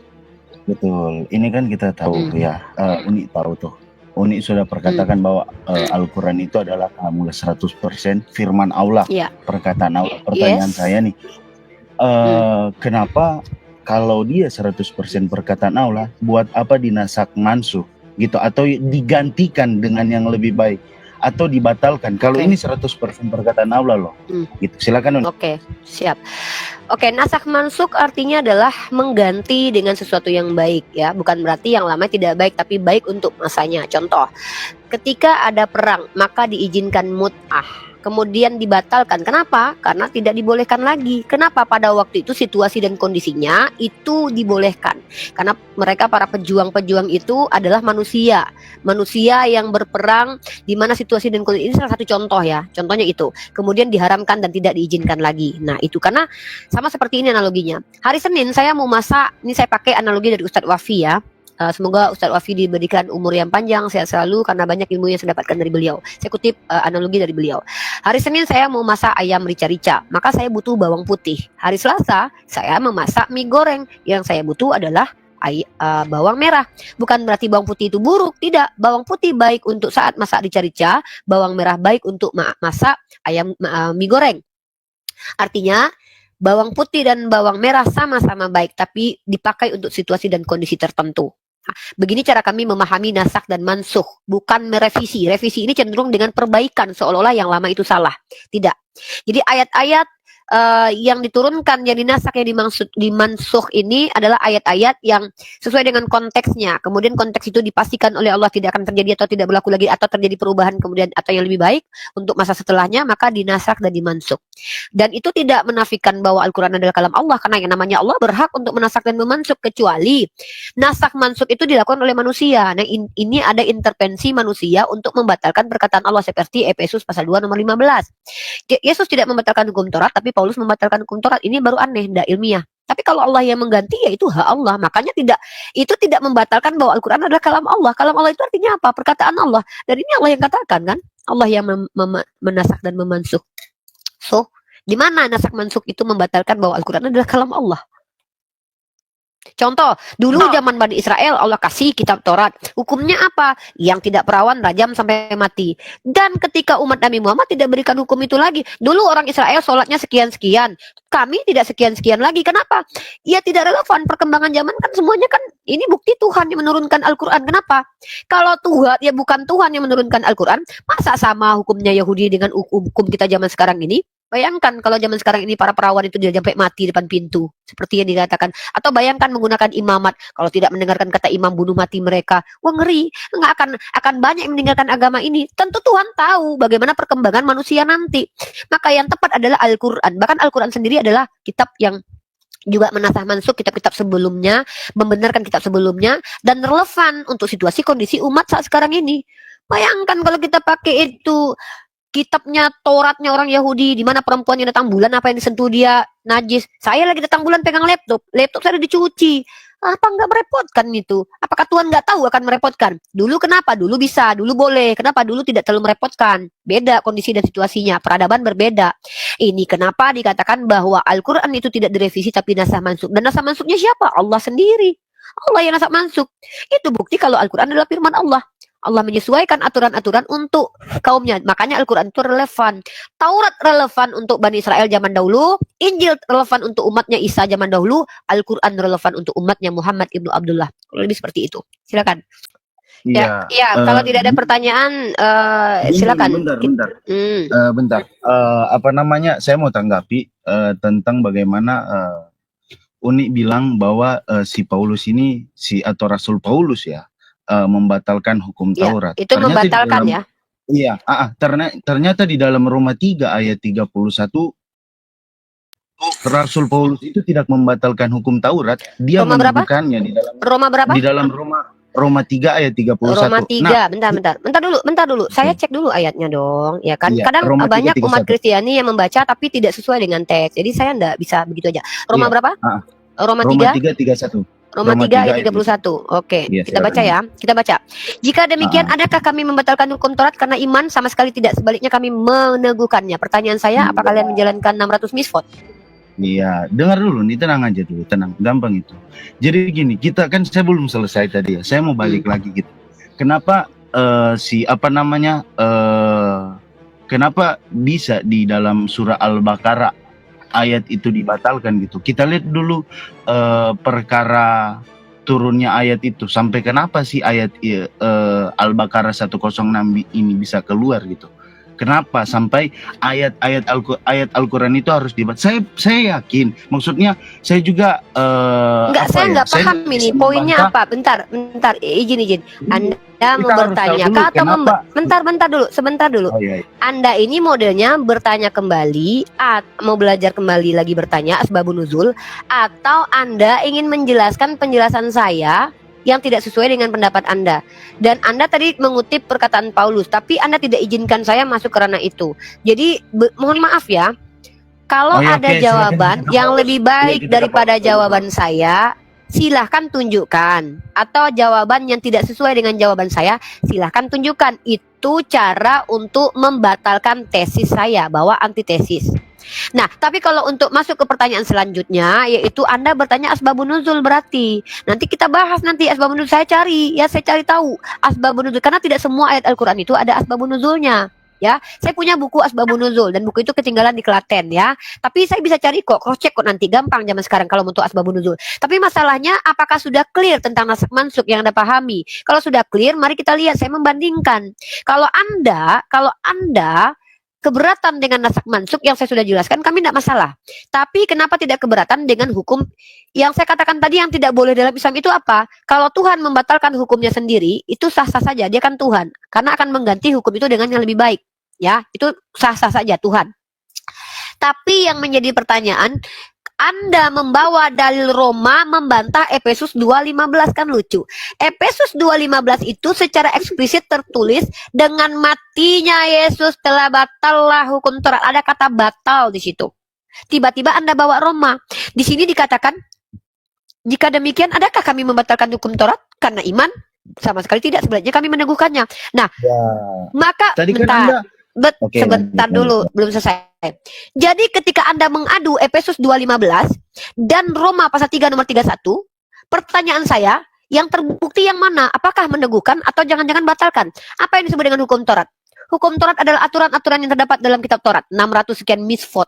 Pertanyaan saya, mana yang lebih betul? Dibatalkan atau tidak dibatalkan? Ayo kita buktikan. Paulus mengerjakan hukum Taurat nggak sekarang? Kristen mengerjakan hukum Taurat nggak sekarang? Atau jangan-jangan kalian tidak mengerjakan? Atau pilih-pilih mana yang enak, mana yang rohani kalian ambil, ya enggak? Artinya apa? Ketika Paulus mengajarkan ke kota Roma bahwa dia nggak batalin kok, dia cuma meneguhkan, apa yang diteguhkan? Apakah sama membatalkan dengan meneguhkan? Apakah sama membatalkan dengan meniadakan? Apakah sama membatalkan itu dengan yang kalian kerjakan sekarang? Kalau saya katakan kalau kalian membatalkan hukum Taurat, itu murni adanya. Faktanya mana? Kalian tidak bersunat, itu hukumnya ada di Torah. Kalian tidak lagi merayakan Sabat, itu ada di dalam Torah. Bahkan kalian tidak melaksanakan 600 misfot.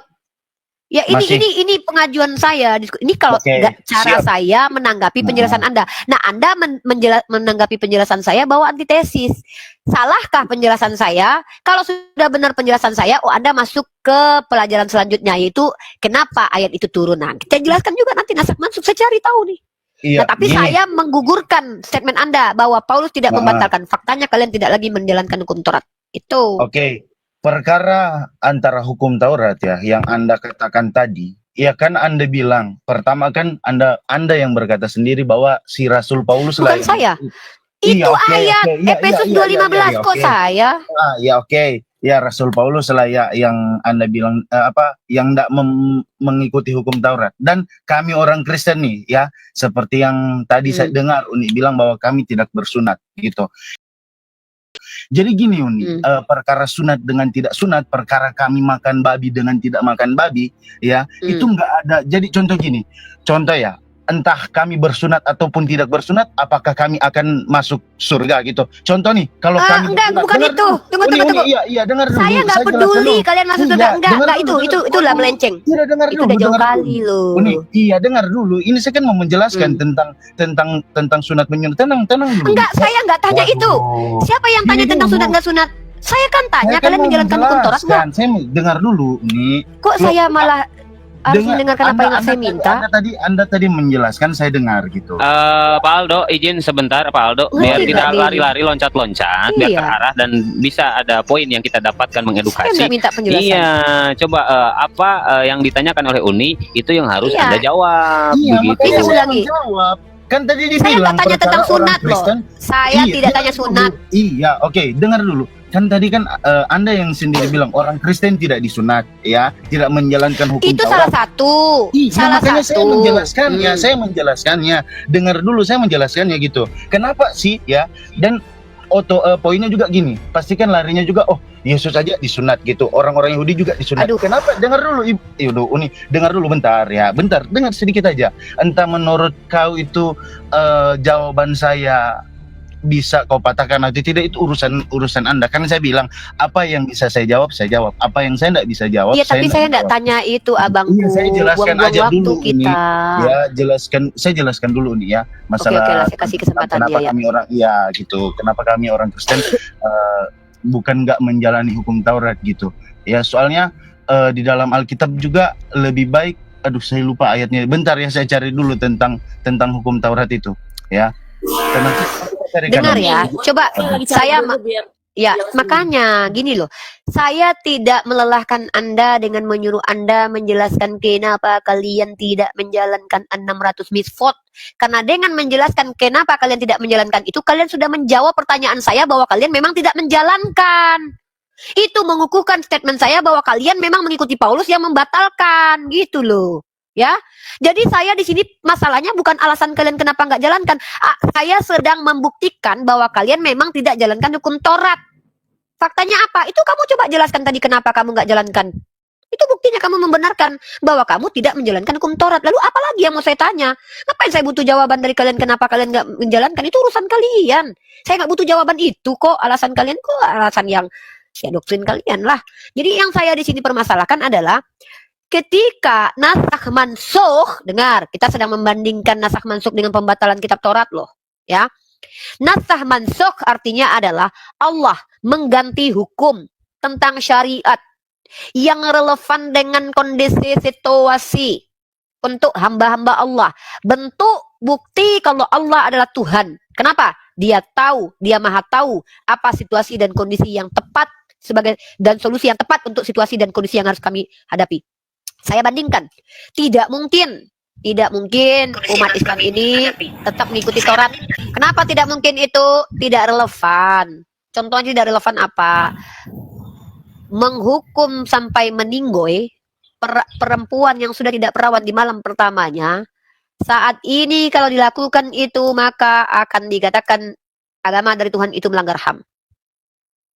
Bagaimana mungkin hukum yang diberikan kepada orang Yahudi? Kalau orang Yahudi tidak percaya kata imam, habisi mereka.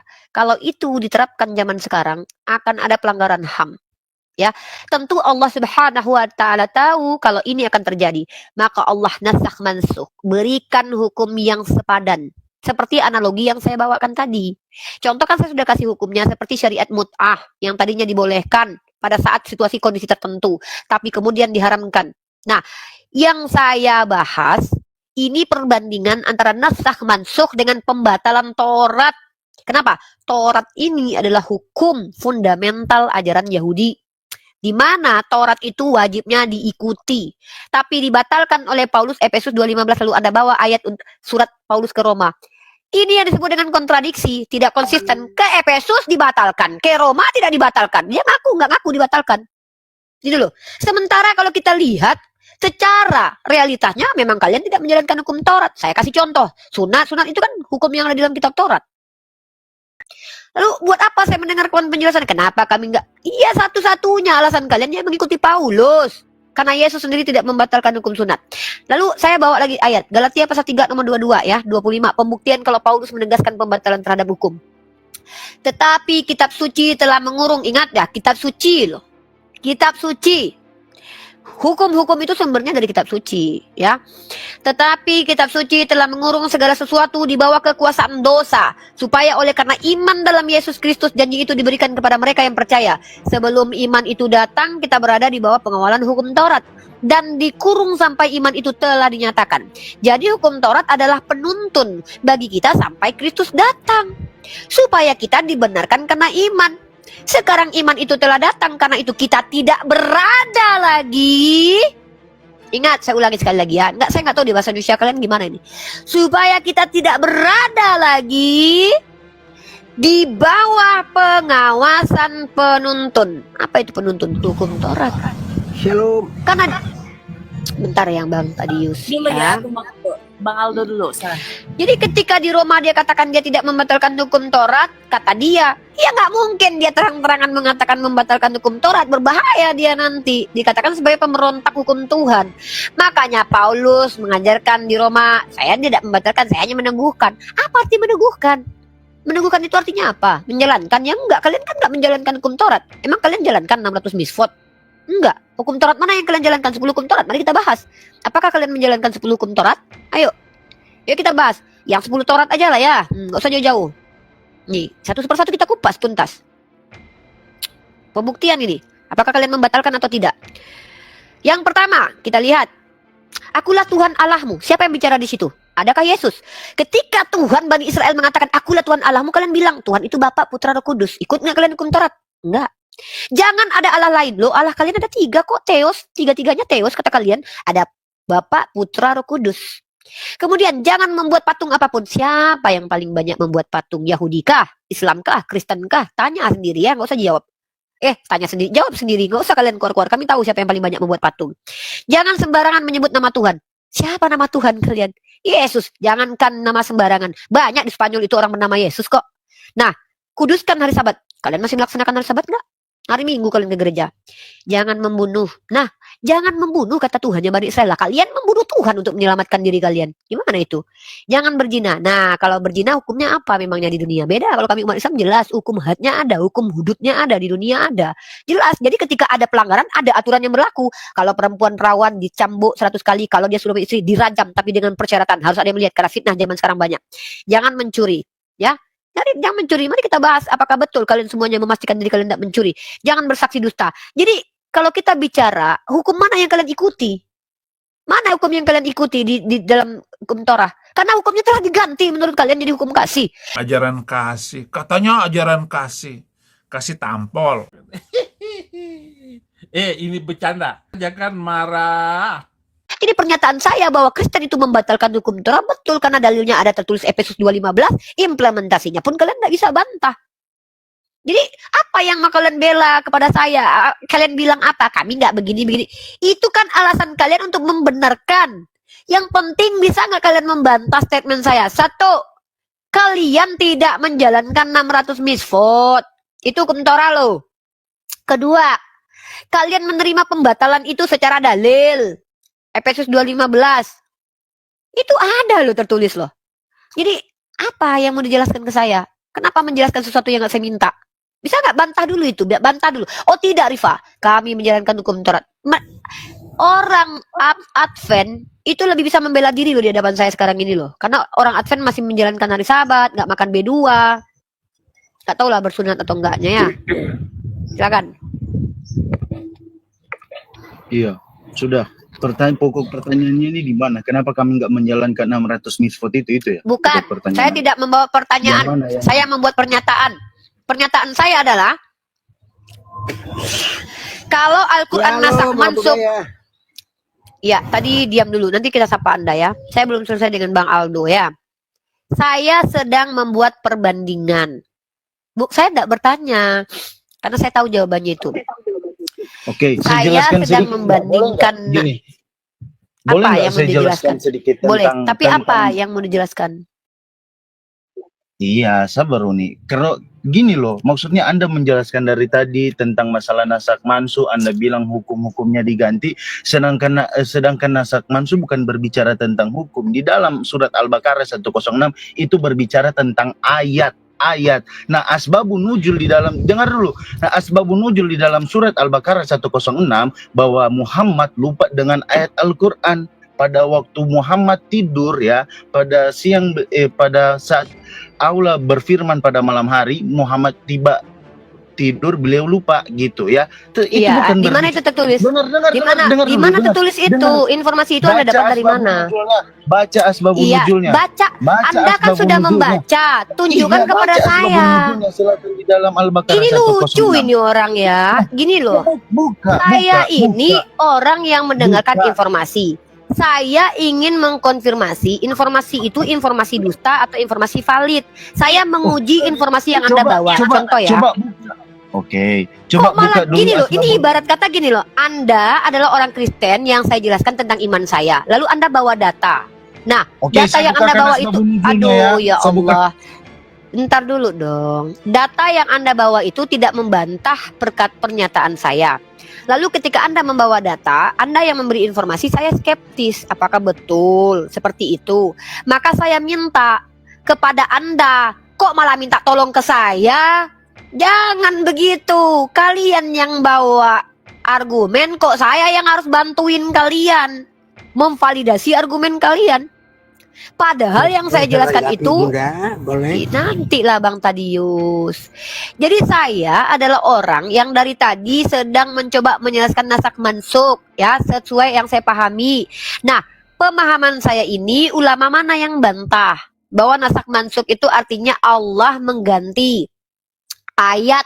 Anda bilang itu bukan hukum, ayat hantu. Makanya belajar Islam itu nggak cuman baca doang. Hukum itu datang dari ayat. Yang namanya ayat lah. Karena bagaimana umat Islam dapat hukum kalau bukan dari ayat? Dor. Nyungsep ke bawah.